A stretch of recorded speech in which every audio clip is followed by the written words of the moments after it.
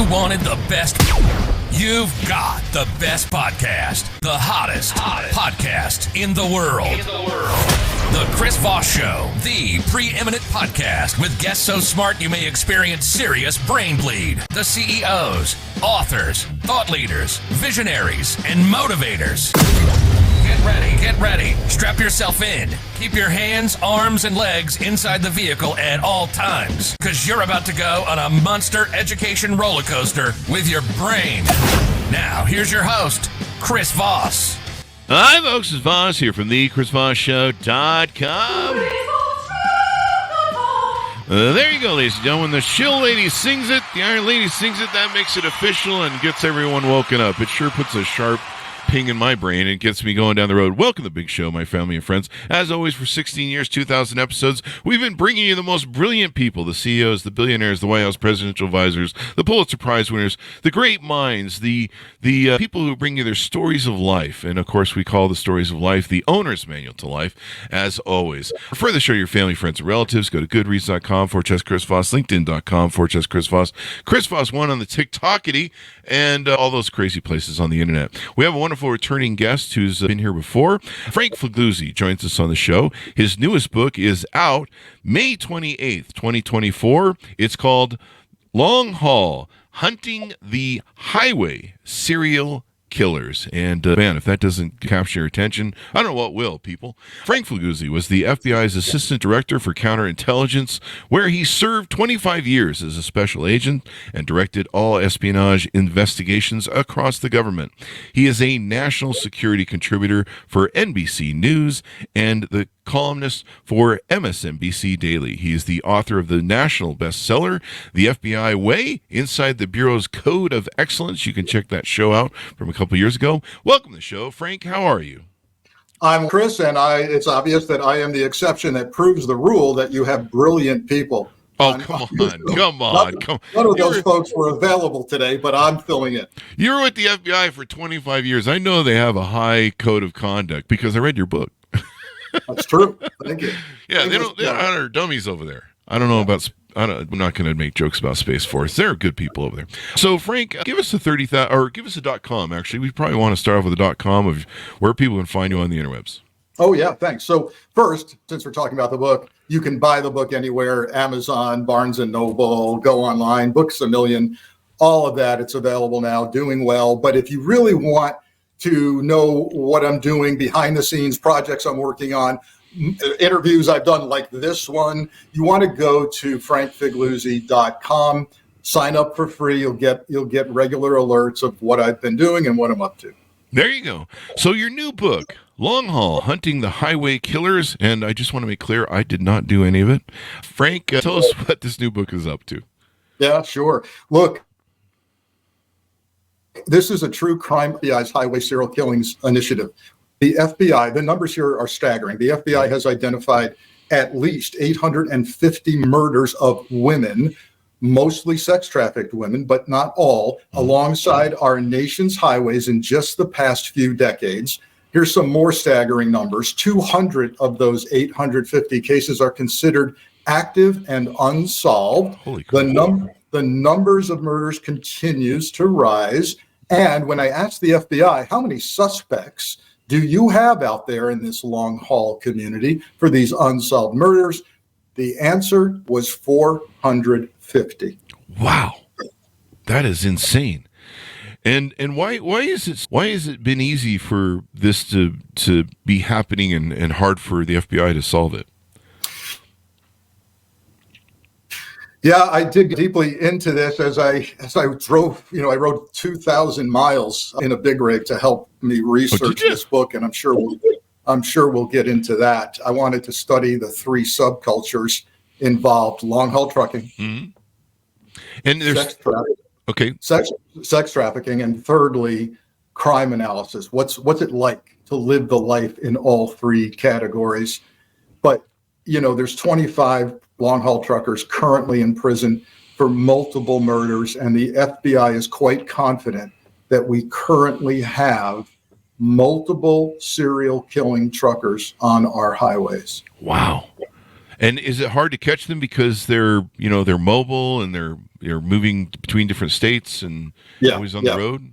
So the number one profession of serial killers is long haul trucking. No other profession comes even close. So what's happening in these cases, Chris, is they're exploiting the seams in law enforcement jurisdiction. They will grab their victim in one jurisdiction, murder and or rape her in a second jurisdiction, and dump the body in a third jurisdiction. So this wreaks havoc with police departments and sheriff's offices all saying, I think it's your case.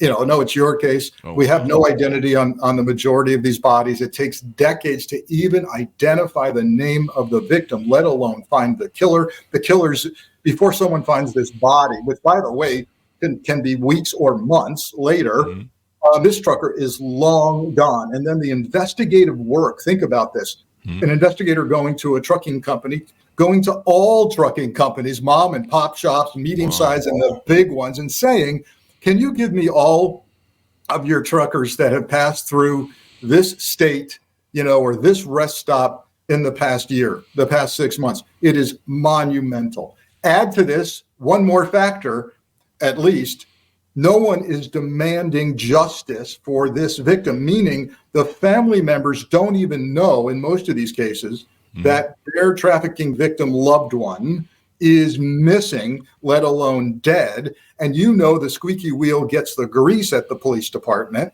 Yeah. So you've got no one championing the cause. And quite frankly, these cases often drop to the bottom of the pile in priority, in part because once the police learn that this someone was being trafficked, was in the sex trade, the attitude seems to change. And really? Wow. That's unfortunate. But, a lot of these people, sometimes they either don't have family or aren't in touch with their family. And it's like you say, their family may never know that they've disappeared. Don Winslow, he's been on the show. He's a wonderful gentleman. He built it a true crime masterpiece. So there you go. I got the plug in there. Frank, we'll round back to the book. But give us your background. How did you grow up? What shaped you? What motivated you to become an FBI agent and go through the service and then eventually move to book writing? Yeah, it's funny. I can recall my parents and family members when I told them I was going to major in English literature as an undergrad saying, what in God's name are you going to do with that? And sadly, my parents did not live to see me write 2 books,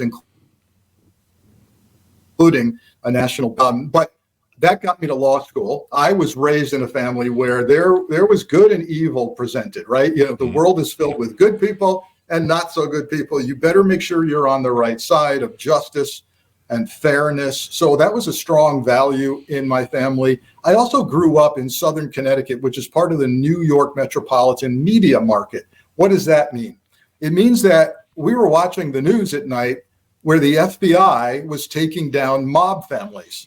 Oh. And I thought, man, this is pretty cool. These guys use brain power to take down organized crime. So at age 11, and I tell this story in my first book, The FBI Way.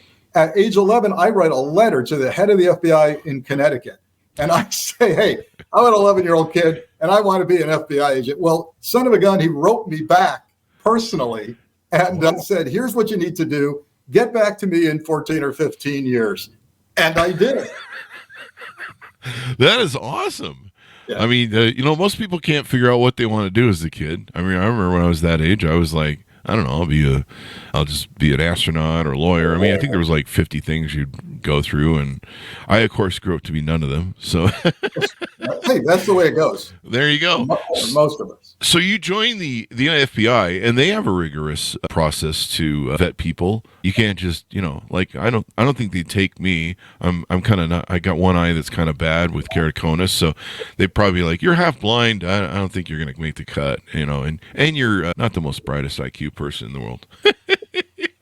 Oh my, yes, it's rigorous. But I say this, look, there's 1,000 jobs in the FBI. I'm exaggerating, but it's something more like 400 job descriptions. Everybody seems to focus on the gun and badge special agents. That's the smallest group.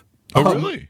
Yeah, we're looking at a total population of about 38,000 employees and only 14,000 special agents. So we've got PhD scientists, linguists, surveillance specialists, you name it. They got it. And, people who think, I've got some physical issue or, whatever, I say, look, there's lots to do in the FBI. Yeah. Maybe I can clean toilets over there or something. I know you have to be fit, too, I think, when you usually There's still join, don't hope you? for you, Chris. You have to be pretty fit, don't you? You have to do the jogging and stuff like that? For the special agent position, it's extremely rigorous to qualify and then to go through the academy. There's physical tests and, races and long distance and obstacle courses and shooting and defensive tactics, learning how to arrest somebody who doesn't want to be arrested, which is most of the people you're trying to handcuff. I could remember our one academy experience where they were teaching you to handcuff somebody under street fight conditions, and they put us literally in a cage like the MMA. Wow. And gave one of us a pair of handcuffs, and two of us were agents, and one was a bad guy, and we weren't coming out of the cage until somebody was handcuffed, hopefully the bad guy. Hey, guys, I got a new idea for when we have HR issues here at the office. How we're going to resolve it. This sounds great, an MMA cage. Yeah. Yes, indeed. But I never lost, even after the FBI, 25 years, I am an investigator at heart. I'm the kid who would always read the mystery books. And so when I heard about the Highway Serial Killings Initiative and these staggering numbers, I had to learn for myself. The FBI could only tell me so much about pending cases, right? Wow. And they're not even the FBI cases. These are state and local and county cases. They're murders. The FBI's role is to connect the dots, do the behavioral analysis, the crime analysis with this computer system that's been set up. So I wanted to get out there on the street, and I did. 2,000 miles in a big rig. Wow! I can tell you, it's not the Ritz-Carlton in that sleeper berth. In the top bunk, and we did almost everything in that truck. I won't get graphic, but let's just say you fill a lot of gallon jugs when you're on it. That's true. You got to keep rolling. You got to keep rolling there, and you got to eat a lot of that road food, man. Those greasy diners. In all seriousness, I do go into this in the book in terms of numerous medical studies of long-haul truckers, and it's not pretty, as you can imagine. It's very difficult to eat healthy on the road. We tried. We certainly tried. We cooked some of the food in our truck. Thank God the driver that was gracious enough to let me annoy him for 2,000 miles. He was a graduate of the Culinary Institute of America. He had worked as a chef. He left being a chef to get even more money as a driver, because nowadays a good driver is making six figures. And thank God he cooked some very healthy meals for us. And then the exercise thing. Look, it's a sedentary position. Your legs start going numb after the first day. And you're standing up in the rig trying to get some exercise, but I did anyway. But thank God we drove flatbed. Yeah, Chris, it wasn't the driver who was standing up and walking around. Yeah. But, I drove flatbed. And what that means is we were very physically engaged with the load, a different load every day that you are required to professionally figure out on how to do this. How many chains or straps? Do I chain it? Do I strap it? How do I tarp it? The tarps weigh 100 pounds rolled up. You flip them up onto the top of the trailer. Then you flip them up over the big load and drape them down. We had very complicated loads, including a suicide coil, which is you've seen these on the road, the rolled steel. That is, our rolled steel was probably 47,000 pounds. And they call it a suicide coil because if you don't properly chain it down, you will have that visiting you in your cab. Or it will roll off and hit someone on the street. So we had drywall. Our first load delivery was to pick up at a gypsum factory a huge stack of drywall made from gypsum and deliver it to the housing industry, which was really excited to see us after COVID. We had aluminum rods we picked up from an aluminum factory. And when I researched our delivery location, I found that it was a Department of Defense munitions factory. And that aluminum was going to become part of shell casings for the military. So brokers are an essential part of our economy. $870 billion in gross freight revenue last year. Grocery stores would stop 3 days if trucking stopped. But Chris, this book is also about the dark side, and the dark side is very dark, with lots of serial killing and surveys and research of truckers that tell us things like 10% of truckers drink alcohol every day, 20% of truckers binge drink 5 drinks or more at a time, 44% of long-haul truckers are exhibiting symptoms of major depression. There you go. And it's a tough road. It's isolating being on the road for all those hours. I've known people that have families that are truckers, and they're gone sometimes for quite a long ways. Be gone for months. But you kind of experience with the big cabs they have, there's the bunk beds or whatever setup they have in their cabs. It's very probably easy to stash a body or to have someone enslaved back there or whatever. And they usually stop at very rural places. I mean, when I go on the road between Utah and Vegas, there's lots of truck stops that are just, there's no service there. You just pull off and it's woods. So you're right about the ease with which you can abduct and even torture and rape a victim across the various jurisdictions. I feature in my book the most heinous long-haul trucker killers in history, and including modern day cases. So, for example, I start off describing Robert Ben Rhodes. Robert Ben Rhodes is good for about 50 murders of men and women. He was finally caught when an Arizona state trooper saw him pulled over with his hazard lights flashing. The trooper strolls up to the rig and hears a woman screaming. He looks in the truck, and she is shackled naked from the ceiling, screaming, which started unraveling the whole Robert Ben Rhodes case, which included his kidnap of a 14-year-old girl who was hitchhiking outside her neighborhood near Houston, Texas. He proceeds to kill her boyfriend that's accompanying her because he's a speed bump. He then takes her and tortures and rapes her in a torture chamber he's rigged up, including hanging her from fish hooks in the back of his rig. And she's raped and tortured for weeks until she is finally killed in an abandoned farmhouse in Illinois. And I'll tell you this, I have seen some grisly blood and gore crime scenes in my career, but there's a haunting image of Regina. It's not because it's bloody, it's not because of the content of the photo, but rather the context of the photo. This is the last photo of Regina alive. It was taken by Rhodes, and in it, when you know the context, she is clothed in a black dress that he had her wear, and high heels that he bought for her. Her hair is cut short into a bob that he did. In fact, he was cruel enough to call her father and say, "I've made some changes. I cut her hair." And that photo, in that photo, her arms are outstretched, her hands toward Rhodes, and the look on her face is abject horror as she's pleading for her life. That's an image that won't go away quickly. And finally, when they caught up, they found her body decomposing. The FBI agent who worked that scene said he finally found the signature of the killer he was looking for. And that signature was that Regina's pubic hair had been shaved before death. And so he was able to trace the DNA? There was DNA match, and then there was also the signature. That particular shaving thing was other subjects, other victims. Okay. They began to match. I get deep in the book into victimology and crime scenes. You're looking at even the knots that are used to choke someone. Were they choked with their own clothing or a rope? Were they shot, stabbed, or strangled? Were they naked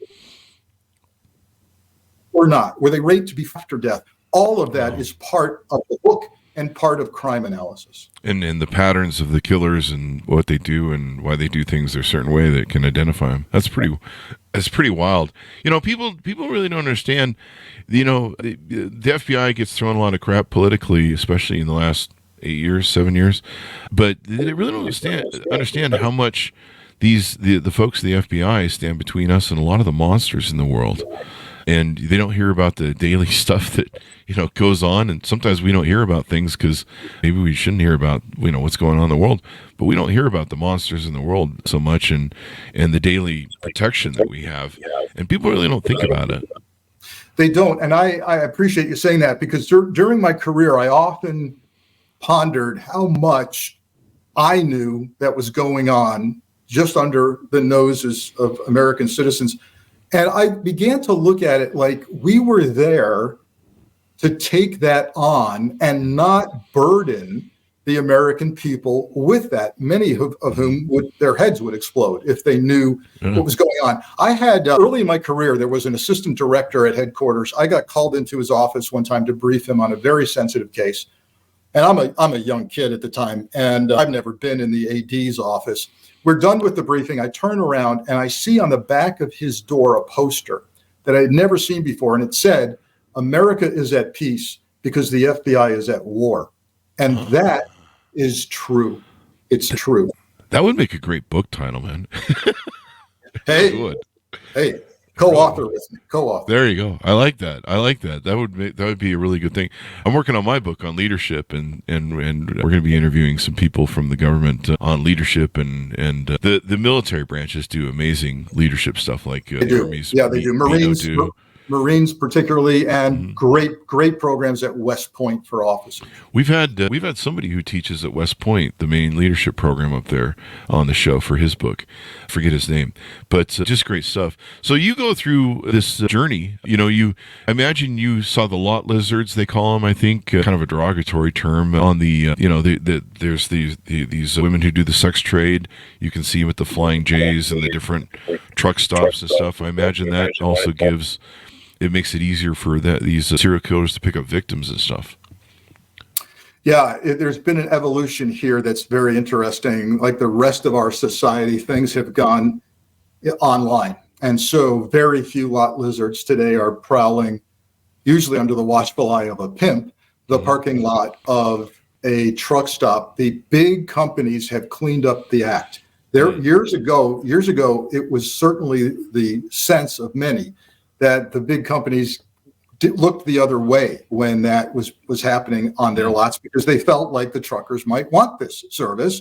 And then there was tremendous pressure from citizen groups and social groups to tamp this down. And so the good news is there's less of that physically taking place in the truck lots. However, things have moved online, not surprising. And even as I drove through very rural small towns, I would get online and see what was happening. And I indeed saw advertising aimed at truckers. This is the kind of advertising that years ago would have taken place on the CB radio. Literally, the woman would get on the CB radio and say, anybody want some commercial? That was code for sex for money.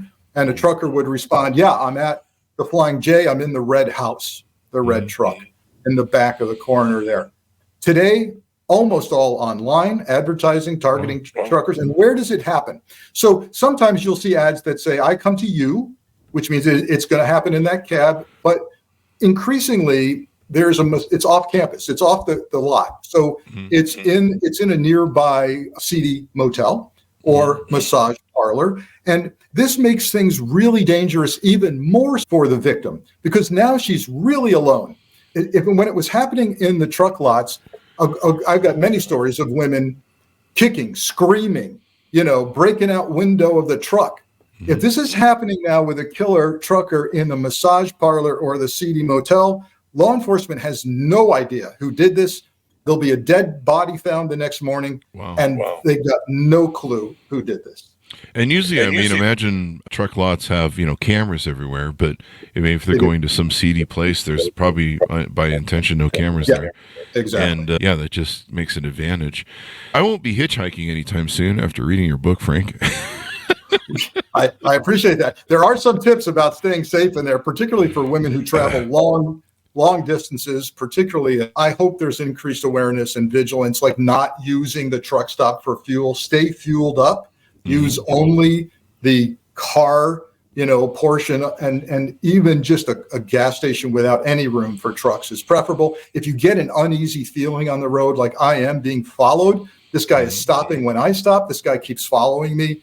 Call 911 and be situationally aware. They're going to ask you, where are you? I'm on mile marker 7 on I-75 North.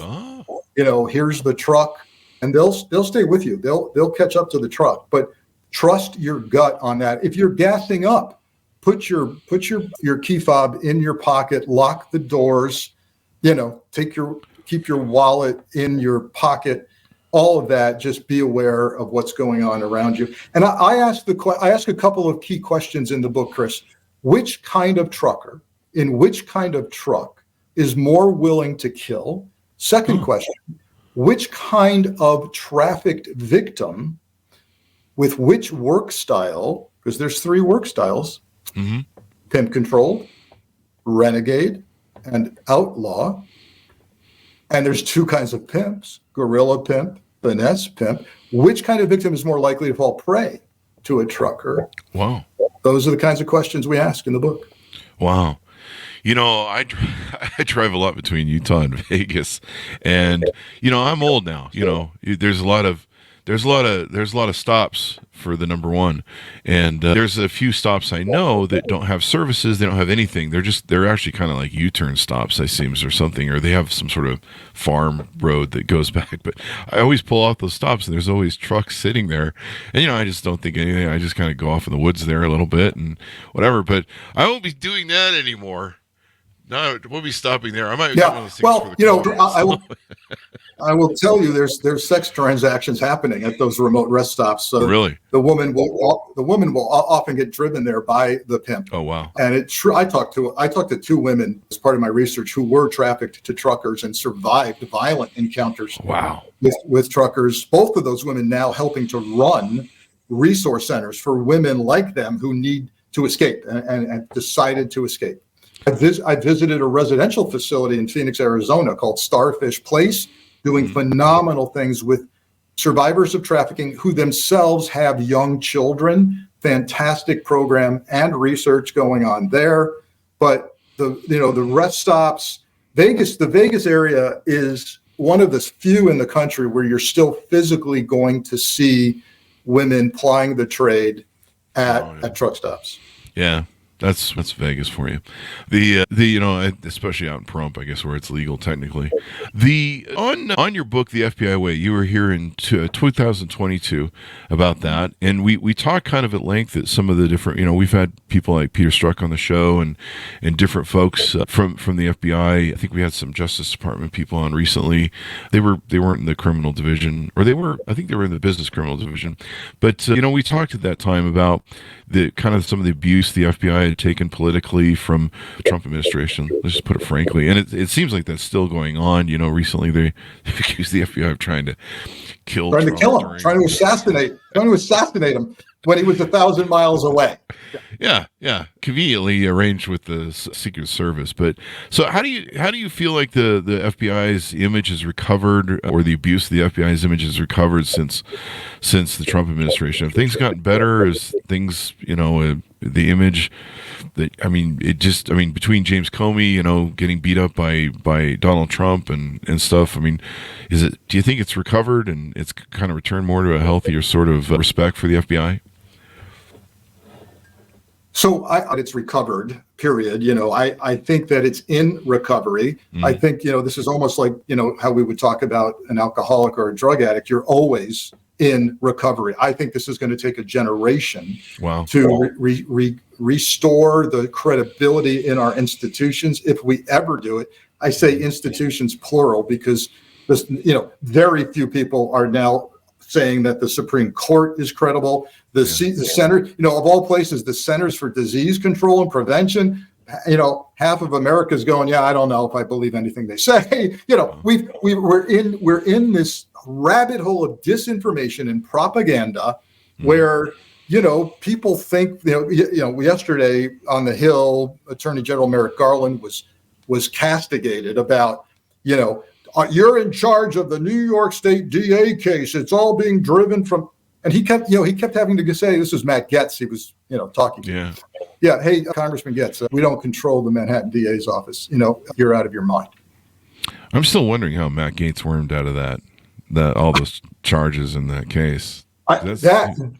Some of the top journalists I know are still working that question. Yeah. How was a declination of prosecution filed in his particular case? We may never know. And where's the ethics case in Congress? I know McCarthy started, Kevin McCarthy. Yeah. Where is it? Yeah. Yeah, it's really interesting. That seemed like an open shut case. I was following it a lot and reading it, and that seemed like a really simple, easy case. I mean, the one guy went away for a long time, but and you traffic in underage kids. I mean, that's like Epstein level sort of stuff. My only guess, and it's conjecture. Having worked in my FBI career, I supervised for a year a crimes against children squad in San Francisco. That was an ugly year, but proving that you had the knowledge that this young lady was truly underage, particularly if you're telling your buddy who's setting this up for you that I don't want to know. Yeah, it's crazy. Yeah, all the text messages and please don't in there. Factor. I don't want to imply that there's legal consent if you're underage, because there's never. But if you've got a victim who's going, yeah, I signed up for sugar daddy and I lied about my age and whatever and all of this. Now the prosecutors, who always like things tied up in a neat little bow, are going to go, I don't like to lose. So I don't know about this. That could be happening. Yeah. Director James Comey was on the news, and of course he was predicting the outcome of the Trump trial, which he did really well. He nailed it. He was plugging his book too. We should probably get a plug in for that. And he was talking about if Trump does win in 2024, I mean, they're very clear at what they're going to do. They're going to carve out the institutions. And I'm sure the FBI and the Justice Department are number one on their list to interfere with the rule of law. And, of course, probably eliminate the January 6th criminal trial, the classified documents. It's just astounding to me that thing is not gone to court officially yet. Yeah. I mean, don't forget that judge, Aileen Cannon, down in Florida. She will guarantee you she'll be quickly promoted by Trump if he wins to the appellate court and ultimately to a Supreme Court role, which she appears to be auditioning for. Yes, I don't want to hear anybody say that they're shocked and amazed when Trump wins and he starts dismantling government institutions, the FBI, the DOJ, putting his own people in at lower levels, right? Because one of the things they seem to be working on is doing away with civil service protections for career employees. So imagine this. Imagine that the head of every field office in the FBI, everywhere across the states, has to take a loyalty pledge to Trump, and he's handpicked. No longer necessarily career people either in those positions. Then imagine the folks who prosecute federally. Every U.S. attorney is now taking a loyalty pledge. Now try to get a corruption case done against anybody who is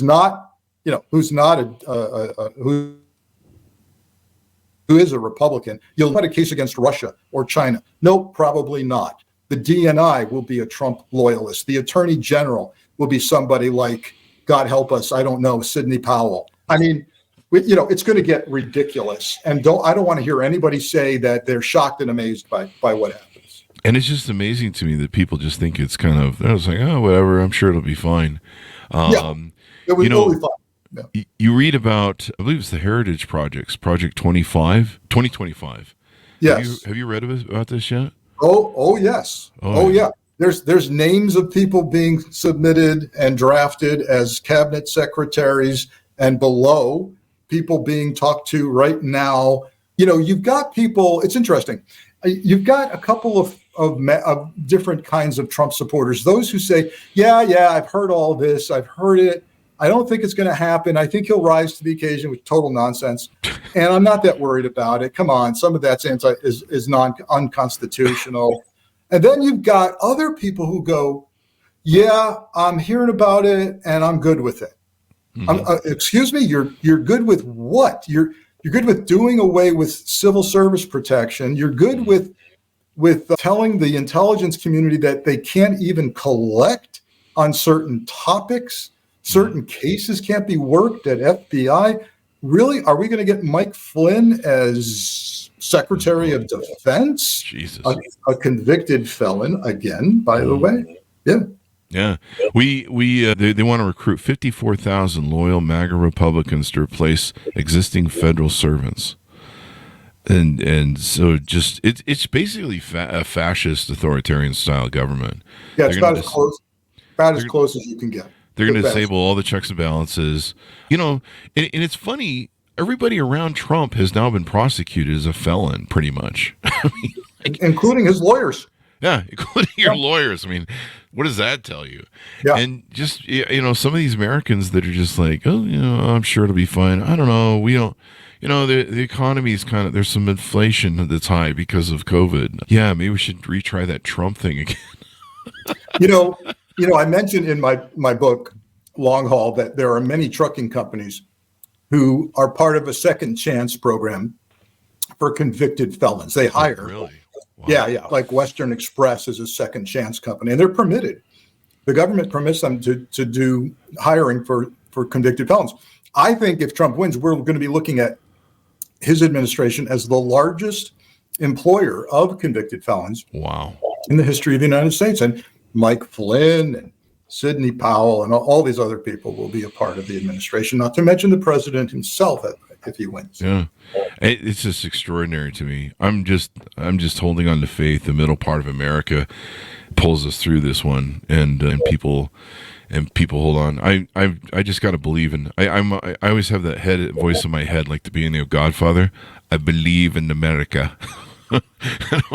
I'm believing in the good people of America, that there's enough of us. I still have hope. I still believe the majority of Americans will turn out and do the right thing.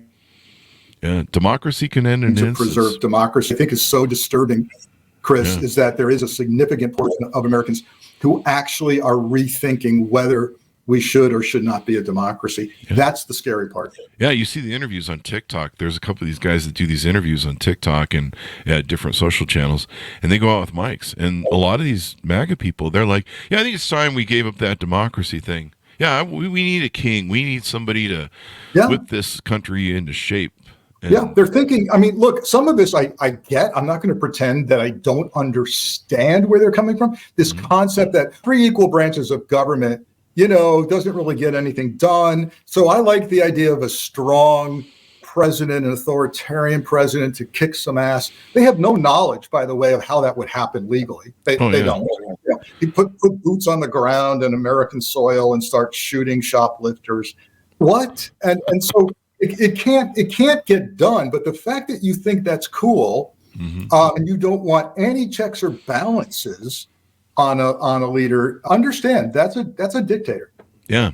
And the economy goes to hell too, because they start putting their fingers on it. I mean, I watched Venezuela 20, 30 years ago, and what was its name came into power and just started fucking up one of the richest oil countries in the world. Chavez. Chavez, he started mucking with everything. And you could just see it. I watched him slowly take it apart and drive that country in the ground because he kept wanting to put his thumb on the scale. And that they tried a little bit of that the last time. But yeah, so hopefully we can survive all of this and come out the other side. I don't know what it's going to take to have the MAGA Trump thing. I mean, maybe he has to have a heart attack or something, and it just has to kind of end that way, and maybe the country wakes up. I've heard some people, I don't adhere to this, but I've heard some people suggest that maybe the only thing that makes this go away is 4 more years where everybody realizes this is a total disaster, and then you'll see him gone. My concern, of course, is what damage is done in those 4 years. Yeah. Silvio Berlusconi, the head of Italy, I remember he had 2 terms, and between his first and second term, they didn't prosecute him for any of his things or deal with any of the issues he created in the first term. He came back in the second term, was far worse. Exactly. Yeah. And I remember when Donald Trump won office, they actually put 2 female journalists from Italy on, and they're like, you guys just elected Silvio Berlusconi. That's what you did. It's true. You elected a madman, and have fun with that. Yeah, and they were right. Frank, it's been wonderful to have you on. Anything new you're working on? Is there a book upcoming maybe you want to tease out? Boy, I'm so glad to be in the middle of promoting this book that I can't even think of a next one. But I'll tell you this, we're getting strong interest from production companies for Long Haul. it could be sold soon for a movie or limited TV series. We'll see about that. I have a new YouTube show called Frankly, a hard look at America's soft spots. We've had people like Adam Kinzinger on, a really good interview of a really good person. Check that out. That usually drops every Monday. And again, the website, frankfigliuzzi.com. Buy the book, Long Haul, even the audio version I read myself, 3 days of nonstop reading, which was wonderful for my voice. And get in touch with me through Twitter or through Instagram or through my website. There you go. Thank you very much again, Frank, for coming on the show. And we'd love to have you again in the future. Keep coming on back. Stay safe, everybody. All right. Thank you. And thanks so much for tuning in. Go to goodreads.com/Chris Voss, LinkedIn.com/Chris Voss. Chris Voss one, the TikTokity, all those crazy places on the internet. Be good to each other. Stay safe. We'll see you guys next time. And that should happen.